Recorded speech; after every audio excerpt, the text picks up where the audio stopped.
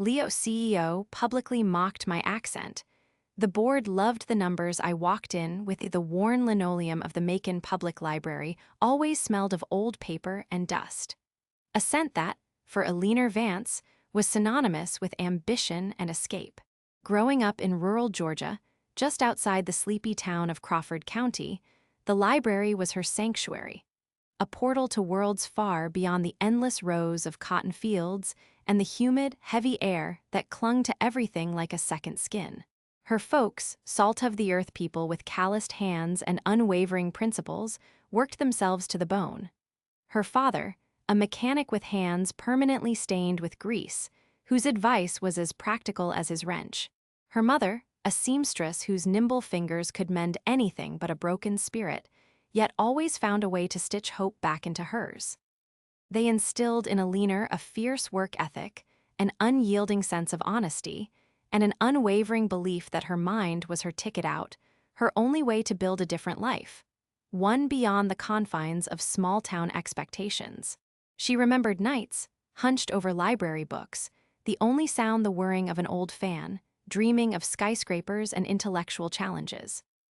Eleanor spoke with a drawl as thick as molasses, a melodic cadence that sometimes made city folks pause, trying to pinpoint her origins, their eyes often drifting from her intelligent gaze to a vague point above her head. But beneath that gentle accent lay a razor-sharp intellect, particularly when it came to numbers. She saw patterns where others saw chaos, correlations in data sets that made seasoned statisticians scratch their heads in frustration. A full scholarship to Georgia Southern University, a testament to her academic brilliance despite the limited resources of her rural high school, led her through a rigorous data science program. Every lecture, every late-night coding session in the fluorescent-lit labs, where the hum of servers was a lullaby, felt like another step on a path she had meticulously charted, each line of code a brick in the foundation of her future. She graduated top of her class, a quiet force of nature ready to confront the world. Then came New York. The city was a roaring beast compared to the gentle cicada hum of Georgia nights. The sheer scale, the relentless pace, the anonymity, it was intoxicating and terrifying all at once. Her first apartment, a shoebox in Astoria, Queens, offered a direct view of a brick wall and the distant, constant thrum of the elevated N train, a stark contrast to the sprawling fields and starry skies she'd left behind. She learned to navigate the labyrinthine subway system, to walk with purpose, to speak a little faster, to adapt to the unspoken rules of urban survival. But she never lost the accent. It was part of her, a link to home, a constant, subtle reminder of the journey, a part of her identity she consciously chose to keep. Her dream job at Veridian Dynamics, a rapidly expanding tech and data analytics firm in Midtown Manhattan, was everything she'd envisioned and more. She started as a junior analyst, often overlooked in the sea of Ivy League graduates and polished resumes, but she thrived in the anonymity. She worked 16-hour days, fueled by lukewarm coffee from the communal machine and an insatiable hunger to prove herself. The numbers, she understood, didn't care where you were from, only what you could make them do, and she could make them sing. Months turned into a year, then two. Eleanor's reputation within her small team grew quietly, like a steady undercurrent. She was the one they went to when a complex dataset refused to yield its secrets, when a seemingly insoluble problem bogged down an entire department. She was the one who could untangle the most Gordian knots of financial projections, her mind working with a methodical precision that amazed her colleagues. Her insights, often delivered in her soft Southern voice, were consistently accurate, consistently profitable, and often uncannily prescient. She had a knack for predictive analytics that bordered on a sixth sense, a gift nurtured in the quiet solitude of her childhood, observing the subtle shifts in nature, the ebb and flow of small-town economies, the intricate patterns of life. Her peers, initially dismissive, had slowly begun to respect her, even if they didn't quite understand her. This particular project, however, was different. It was the linchpin of Veridian's ambitious expansion into the burgeoning AI-driven logistics market, a multi-billion-dollar play. A potential acquisition, codenamed Project Nightingale, hung in the balance, and its success depended entirely on meticulously accurate growth projections and risk assessment for a highly volatile sector. Eleanor had been tasked, almost by accident, with a deep dive into an auxiliary data stream that her department head considered tertiary, almost an afterthought. What she found, buried under layers of conventional metrics and overshadowed by flashier, less reliable data, was a breakthrough. A unique algorithm, a predictive model she'd painstakingly built from the ground up, revealed a staggering, untapped market opportunity. One that could triple the acquisition's value if executed precisely, and with a nuanced understanding of consumer behavior in emerging markets. It was a game changer, a golden ticket hidden in plain sight. Her department head, Mark Harrison, a man whose ambition was only outmatched by his cautious nature, initially dismissed her findings with a wave of his hand. "Eleanor, this is unconventional. Are you sure these correlations hold up? It's a bit outside our established models, isn't it?" But Eleanor, with a quiet, unyielding confidence that belied her usual demure demeanor, stood her ground. "Mark, the data is irrefutable. My model accounts for variables the standard systems ignore. It incorporates external socioeconomic indicators with unprecedented weight.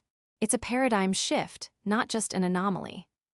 After weeks of relentless, patient pressure from Eleanor and an internal audit of her methodology that reluctantly confirmed its validity and predictive power, Mark, seeing the undeniable potential for his own career advancement, finally capitulated. He was not one to miss a chance at reflected glory, even if it came from an unexpected source. He put her name forward to present directly to the executive board, and more significantly, to the CEO himself, Leo Maxwell. Leo Maxwell.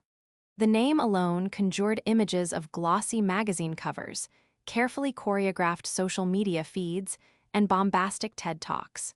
He was Viridian Dynamics' public face, a charismatic but ruthlessly ambitious figure who had rapidly scaled the corporate ladder, known for his aggressive acquisitions, his penchant for grand announcements, and his equally aggressive personality.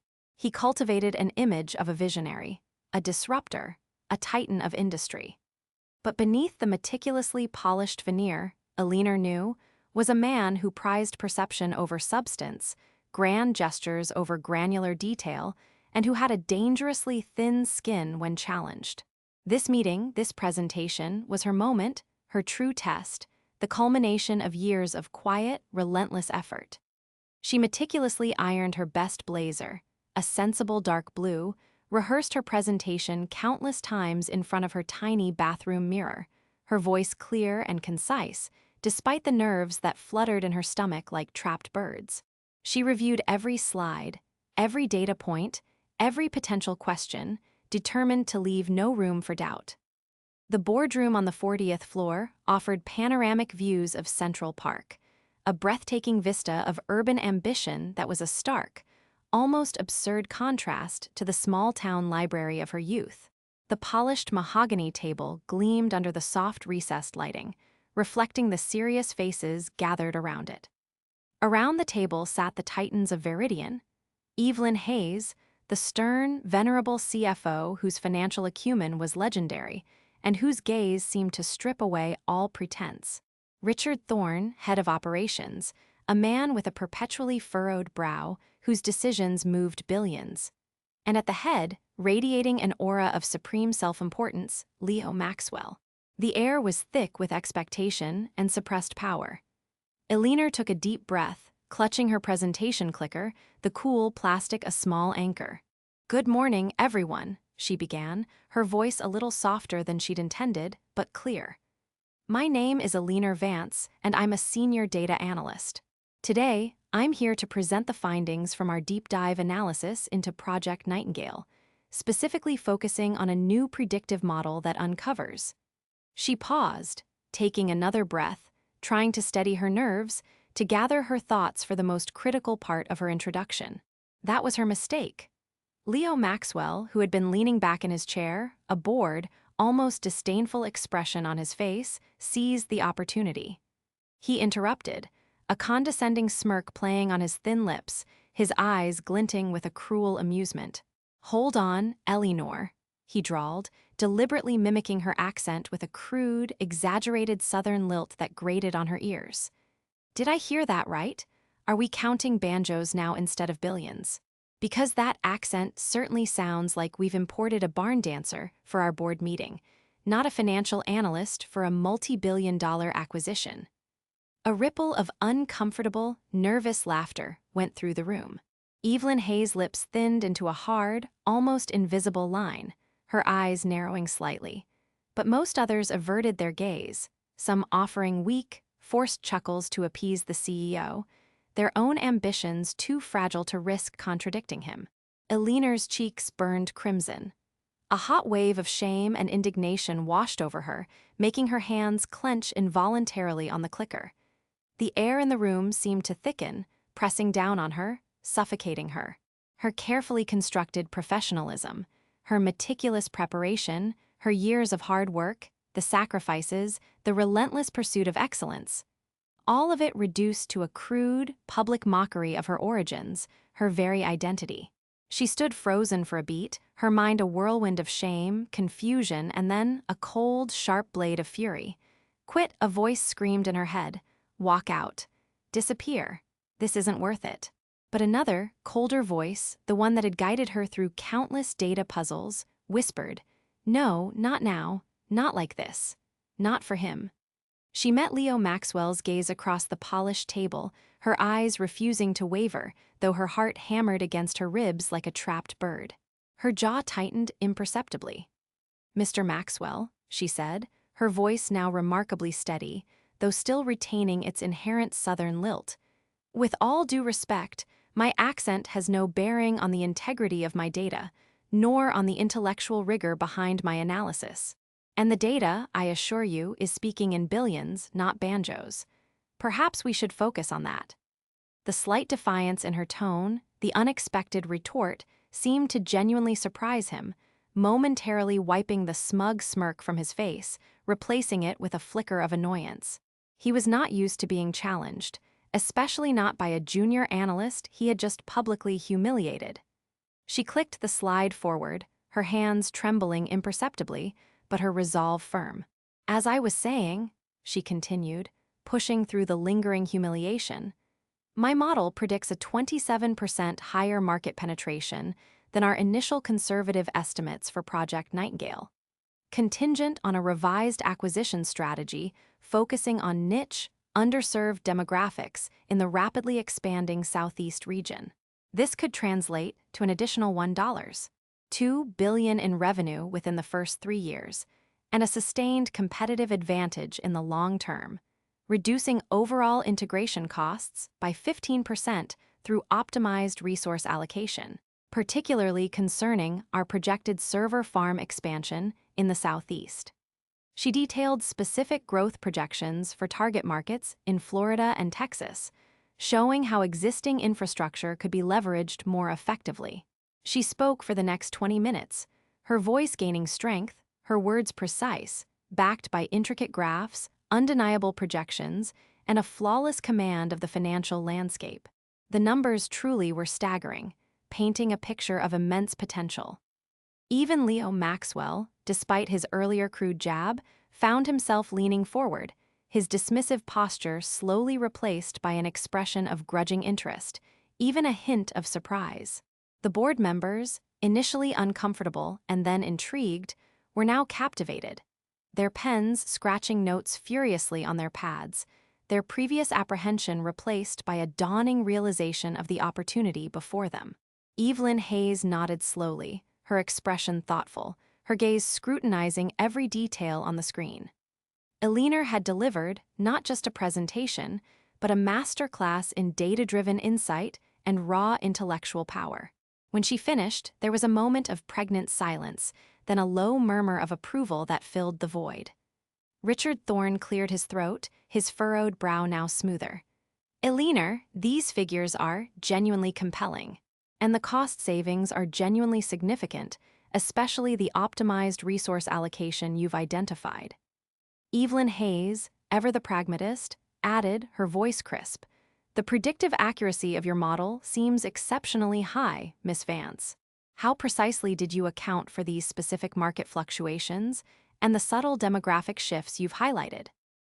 Eleanor answered their questions with confident precision, explaining the nuances of her proprietary algorithm, the novel ways she had integrated seemingly unrelated economic indicators and sociopolitical trends, demonstrating a depth of understanding that was rare. Her expertise was undeniable, irrefutable. But the triumph, however clear, felt hollow.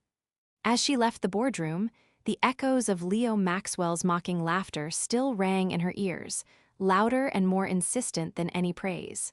The victory was hers, yes, but it was tainted, poisoned by the public shaming. She walked back to her desk in a daze, the bustling energy of the office suddenly oppressive, the congratulatory glances from colleagues feeling like pity. She packed her bag slowly, her movements stiff, mechanical.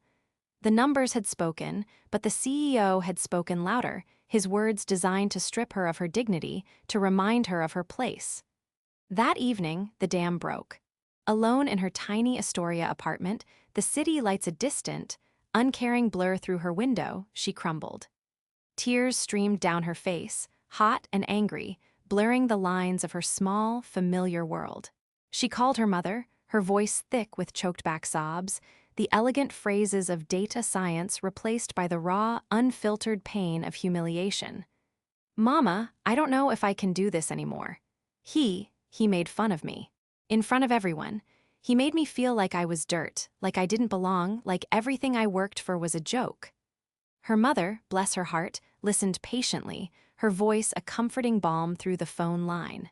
"Oh, honey," she said softly, her own voice full of warmth and concern, the familiar drawl a source of unexpected strength. "That man ain't worth your tears. Don't you let anyone make you feel small for being who you are. You got a mind sharper than a tack and a heart stronger than oak. Don't you ever forget that, not for a second. You hold your head high." But it was her father's words, later that night when she called him, that resonated deeper, planting a seed of something fierce within her. "Eleanor, darlin'," his gravelly voice came through, "some folks, they just ain't got no sense of proportion. They see something different, something they don't understand, and they try to cut it down to make themselves feel bigger. But you ain't no sapling, you're a mighty oak rooted deep. And remember what Grandma used to say? Don't just get mad, get even, and make sure they remember why." The words were a balm, then a spark, igniting a cold fire in her gut.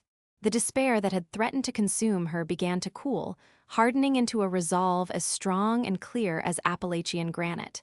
She wiped her tears, her jaw set, her eyes gleaming with a newfound, terrifying clarity. Quit? No, not when the game had just gotten interesting. Leo Maxwell had tried to humiliate her, to diminish her, to brand her as an outsider. He had mistaken her quiet demeanor for weakness, her accent for a lack of intelligence, her humility for naivete. He was about to learn a very painful, very public lesson about underestimating a quiet woman from Georgia. The following weeks, Eleanor was a ghost in the office, present but distant, a shadow moving through familiar halls. She performed her duties diligently, meticulously, but her true focus had shifted entirely. She began to observe Leo Maxwell with a cold, almost scientific detachment, analyzing his behavior like another complex dataset. She noticed his patterns, his tells, the subtle indicators of his ego-driven decision-making. He was a creature of habit, driven by an insatiable need for constant validation and outward success. He surrounded himself with sycophants, star employees who fed his vanity and echoed his ideas, but who lacked genuine insight or the courage to challenge him. He routinely dismissed data that didn't align with his grandiose visions, preferring gut feelings, media buzz, and the opinions of those who flattered him. His public persona was meticulously crafted, almost a work of art. His private decisions, however, were often reckless, based on short-term gains and an almost pathological aversion to being challenged or proven wrong. Eleanor's advantage wasn't just her prodigious intelligence. It was her deep, intimate, almost encyclopedic knowledge of Veridian's data infrastructure. She had helped build some of the foundational analytical frameworks, understood the nuances of its databases, the intricate web of its reporting systems. She knew where the digital skeletons were buried, where the blind spots existed, and crucially, how to exploit them without leaving a trace. She began a new project, entirely in secret, entirely for herself. It was an independent data model, an evolution of the one she'd presented, but far more ambitious, far more intricate. She designed it to predict not just market trends, but internal company performance, the financial ramifications of executive decisions, and even the subtle shifts in investor sentiment, almost in real time. This was her weapon, forged in solitude. She sourced public financial reports, obscure industry white papers, even subtle shifts in global commodity prices, geopolitical sentiment, and social media trends, integrating them into a cohesive, predictive framework. She used her unique understanding of Veridian's own vast, internal data. From HR metrics to supply chain logistics, cross-referencing it with publicly available information in novel ways no one else thought to. Her small Astoria apartment became her war room. Late nights bled into early mornings, fueled by a relentless drive. She worked on an old laptop, a relic from college, carefully partitioned and triple encrypted. No company network, no traceable digital footprint, no digital breadcrumbs leading back to her. This wasn't about Veridian anymore. It was about proving a point. It was about a reckoning. It was about getting even, precisely and definitively. Her model became uncannily accurate. It predicted a major competitor's stock dip weeks before it happened, a market correction that blindsided most analysts. It foresaw a regulatory change that swept through the tech industry, catching many off guard. She tested it rigorously, refining its algorithms, feeding it more data, watching it learn and evolve with each new piece of information, becoming a digital oracle. She understood that Leo Maxwell's ultimate Achilles heel was his overconfidence, his unshakable belief that his intuition was superior to any amount of objective data he didn't personally curate or control. Then came Project Zenith. Leo Maxwell's new magnum opus, his grandest, most audacious gamble to date. It was a massive, high-profile foray into a highly volatile, emerging market for bespoke quantum computing solutions, backed by a proprietary, untested algorithm that Leo personally championed. He touted it as the future of Veridian, pouring hundreds of millions of dollars into its development, tying his entire reputation directly to its success. He presented it with his usual bombast and self-aggrandizement, dismissing cautious internal reports from the R&D department as lacking vision and fear-mongering. The board, still basking in the glow of previous, though far less risky, successes under Leo, and perhaps a little intimidated by his overwhelming force of personality, approved it with only minor, easily dismissed dissent. Eleanor watched, a quiet storm brewing inside her. Her independent model screamed red flags, a cacophony of alarms. Project Zenith was not just risky, it was fundamentally flawed at its very core. The market wasn't ready for such a specialized, high-cost solution. The underlying technology was immature and lacked crucial scalability. The proprietary algorithm, which Leo lauded as revolutionary, contained critical vulnerabilities and logical gaps her model quickly exposed through advanced simulated stress tests. Leo's plan, fueled by unbridled arrogance and a desperate need for another win to maintain his image, was a catastrophic mistake waiting to happen, a financial black hole. This was it. Her moment, meticulously planned, patiently awaited. She spent weeks meticulously compiling her evidence, building her case with surgical precision. Not just that Project Zenith would fail, but why it would fail, how Leo's specific decisions had ignored crucial data points, dismissed expert warnings, and overlooked fundamental market realities. She documented what the precise financial devastation would look like, down to the last projected dollar, the potential job losses, the irreparable damage to Veridian's reputation. She built a secondary, bulletproof presentation, stripped of jargon, clear, concise, and utterly damning, designed to be accessible yet devastatingly effective. She didn't want to just point out a problem.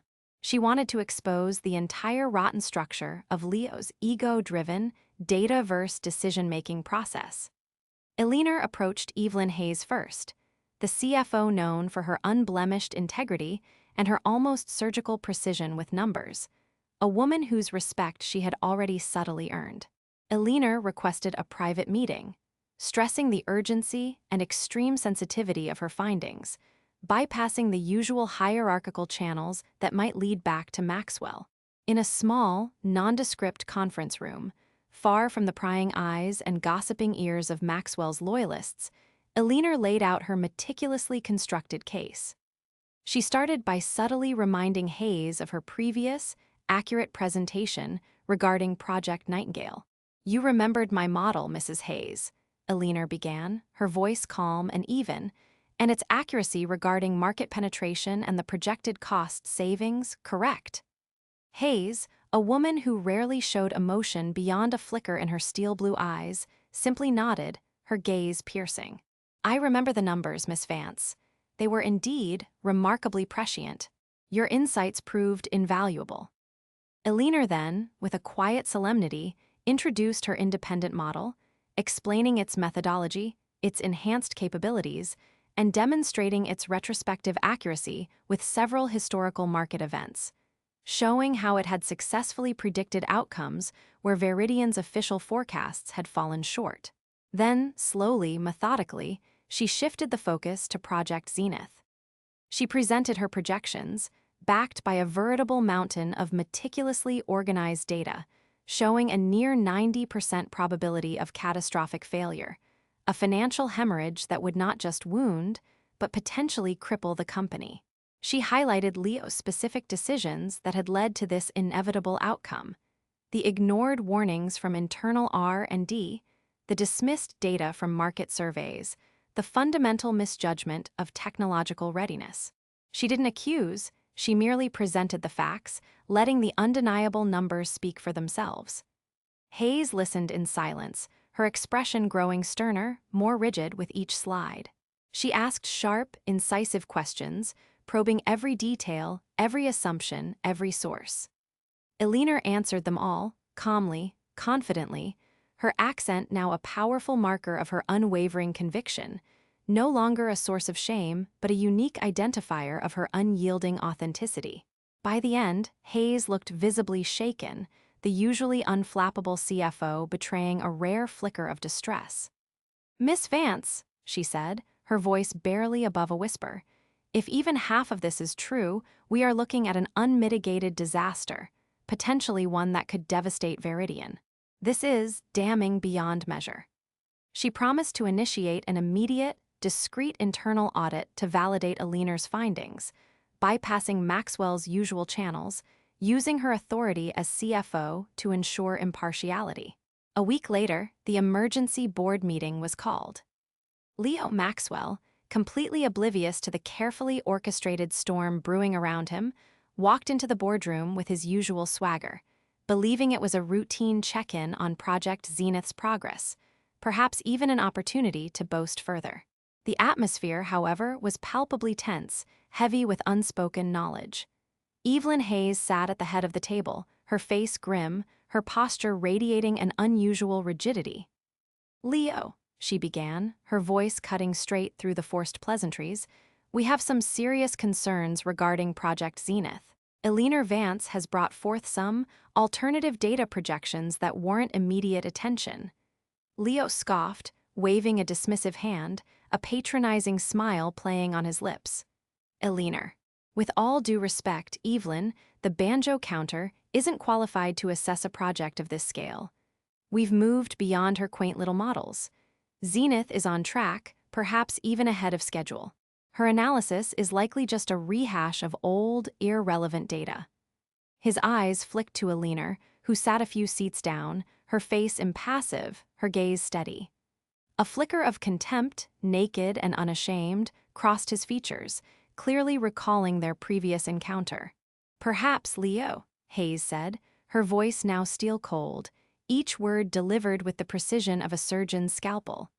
But Miss Vance's quaint little models have just been independently verified by our internal audit team, which I personally oversaw. And their conclusions, I assure you, are quite different from yours, drastically so. She then turned to Eleanor, a respectful nod of invitation. Miss Vance, if you would, please present your findings to the board. Do not omit any detail. Eleanor rose, her stride confident, her posture radiating quiet power. She walked to the podium, the clicker in her hand, the same podium where she'd been publicly shamed months ago, the very spot where Leo Maxwell had tried to break her spirit. This time, there were no trembling hands, no hesitant breaths, no flicker of doubt. Her gaze swept over the grave faces of the board members, settling for a long, unflinching moment on Leo Maxwell's now pale, furious face. He had lost his color, his usual bravado melting away under the weight of the collective silence and Evelyn Hayes' unwavering stare. "Good morning again, everyone," she began, her southern accent now resonating with an understated power, a natural rhythm that commanded attention. "Today, I will present a revised outlook for Project Zenith. While the project on paper appears ambitious and innovative, my independent predictive model, thoroughly corroborated by a rigorous internal audit, indicates a near 90% probability of catastrophic failure within the next 6 to 8 months, leading to projected losses exceeding $700 million and irreparable damage to Veridian's market standing." She didn't just present the numbers. She unraveled Leo's entire strategy, piece by painful, undeniable piece. She showed how his proprietary algorithm, the one he had boasted about as the pinnacle of innovation, contained a critical, unfixable flaw in its core predictive logic, leading to wildly inaccurate market fit assessments and a fundamental misunderstanding of the target demographics' needs. She detailed the spiraling costs due to unforeseen technological roadblocks, the consistently unmet milestones in development, the crucial competitor analysis he had deliberately overlooked or dismissed. Each slide was a hammer blow, each data point a nail in Project Zenith's coffin, and by extension, in Leo Maxwell's career. She presented evidence of his willful ignorance, his active suppression of dissenting expert opinions, and his reckless pursuit of personal glory at the company's expense. Leo tried to interrupt again, his face now contorted in a mix of impotent fury and desperate disbelief. "This is absurd. She's fabricating data. She has a personal agenda. She's just a disgruntled employee trying to undermine my leadership." His voice was loud, but it lacked its usual conviction, edged with panic. Evelyn Hayes held up a hand, a gesture of absolute authority that silenced him instantly. "The audit team's comprehensive report is on your tablets, Leo. It corroborates Miss Vance's findings down to the last decimal point, every single projection, every single flaw. We also have a confirmed report from a leading, independent cybersecurity firm detailing the exact vulnerabilities Miss Vance identified in your proprietary algorithm, confirming its instability. This is not fabrication. It is cold, hard fact, thoroughly vetted." The collective gaze of the board shifted from Eleanor to Leo, their expressions grim, unforgiving. The air was thick with the weight of inevitability, heavy with the scent of ambition dying. Leo Maxwell, the once unassailable CEO, watched his carefully constructed empire crumble before his eyes, brought down not by a corporate rival, but by the quiet woman he had so carelessly mocked. The board, seeing the irrefutable evidence and the dire financial implications, voted unanimously to immediately halt Project Zenith, accepting the significant but contained losses, rather than face the total catastrophe Eleanor had so clearly, so clinically, laid out. The consequences were swift and brutal for Leo. Within days, the official press release, meticulously crafted by Veridian's legal team, cited strategic misjudgment, severe executive oversight failures, and a profound lack of due diligence as the reasons for his immediate departure from Veridian Dynamics. His name, once synonymous with innovation and aggressive growth, was now whispered with connotations of arrogance, incompetence, and a dangerous disregard for data. His carefully curated public image shattered, replaced by a narrative of failure and hubris. The financial media, initially puzzled by Zenith's sudden cancellation, soon began to publish investigative pieces hinting at deeper issues, subtly referencing the unnamed analyst whose detailed projections saved the company from ruin. Eleanor, on the other hand, was offered a new, elevated position. Head of Predictive Analytics, a generous salary, stock options, and a coveted seat at the executive table. But the offer, while tempting, felt like a consolation prize. Her purpose had been fulfilled. She had proven her worth, not just to the board, but more importantly, to herself. She respectfully, but firmly, declined the offer, much to Evelyn Hayes's visible surprise and quiet admiration.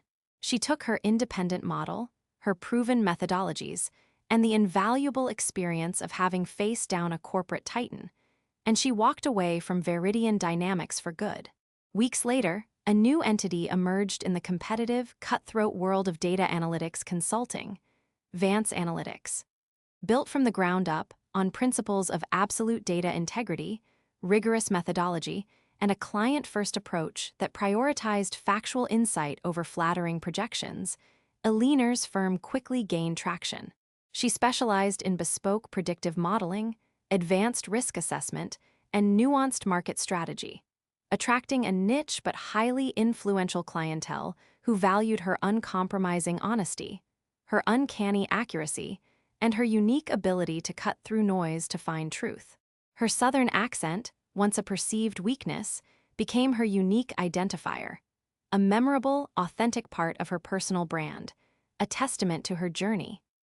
She became a sought-after speaker at industry conferences, her calm, authoritative voice now commanding unwavering respect in every room she entered, her story a quiet legend among those who valued substance over show.